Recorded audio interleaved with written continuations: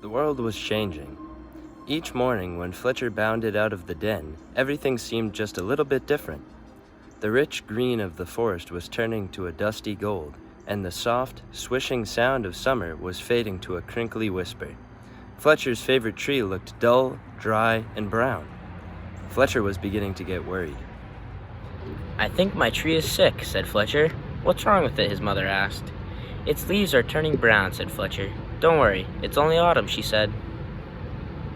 Fletcher ran back to his tree and patted the rough bark. "Don't worry, it's only autumn," he said. "You'll be feeling better soon." But the tree didn't get better. Each day, more leaves turned brown. One morning, the wind blew a small brown leaf off of a branch. Fletcher jumped up and caught it, very gently, in his paw. "Don't worry, tree. I've got your leaf. I'll fix you." Fletcher looked around, picked a piece of grass, and carefully tied the leaf to a branch. Just then, another gust of wind ruffled Fletcher's fur. The little leaf shook itself free and fluttered back to the ground. Fletcher picked it up again and thought very hard. Then he poked the leaf onto a twig and pushed it down firmly. "Now you hold on tight," said Fletcher. "No more flying around." The little leaf gave a tiny rustle in reply. The next day, a strong wind was blowing through the forest. Fletcher rushed out of the den and ran all the way to his tree. Lots of branches were bare, and little lost leaves spun everywhere.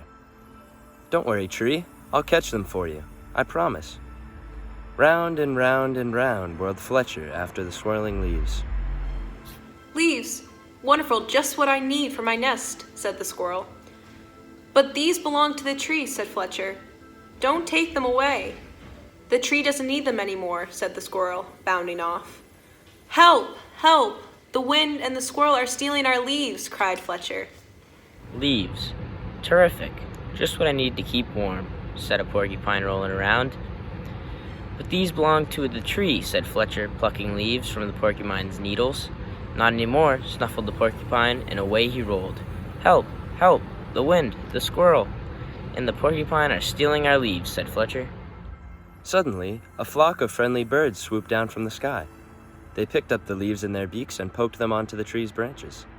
Soon the tree was leafy again, and Fletcher flopped down and smiled. "Thank you, birds, thank you," he gasped as the birds fluttered away. He lay looking up through the leaves at the sky and drifted off to sleep. But the wind continued to blow, and the branches still danced. The leaves shivered and shook themselves and began to wiggle free. They tossed and turned and twitched and twirled and tumbled to the ground. They brushed Fletcher's ears and nose and filled his dreams with a whispering sound. When Fletcher finally woke up, he couldn't believe his eyes. Instead of a roof of dancing leaves, all he could see were bare branches against the sky. "Oh, tree, I am so sorry," gulped Fletcher. "All your leaves are gone." But then he saw, high in the branches, one small leaf still holding on. "I won't let the wind steal that one," said Fletcher, and he began to climb. He crawled along to the last leaf and held firmly onto its branch. All day long the wind blew, the branch bounced, and Fletcher held tight. "I'll stay with you, leaf," he said. "Don't worry." But then, with a sudden whoosh of wind, the branch bounced high. With a plip, the leaf let go and fluttered like a little flag clutched in Fletcher's paw. Fletcher looked sadly at the leaf he had promised to save. He carried it carefully down the tree and back to the den. He made a cozy little bed for it and gently tucked it in. But all night long he could only think of his tree, all on its own. At dawn, Fletcher tiptoed outside. The wind had finally stopped blowing and the air was cold. The moon still hung in the clear sky and pale stars glimmered.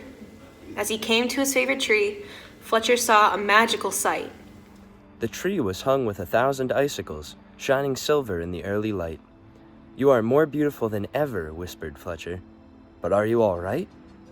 A tiny breeze shivered the branches, making a sound like laughter, and in the light of the rising sun, the sparkling branches nodded. Fletcher gave his tree a hug. Then he went back to the den for a nice, warm breakfast.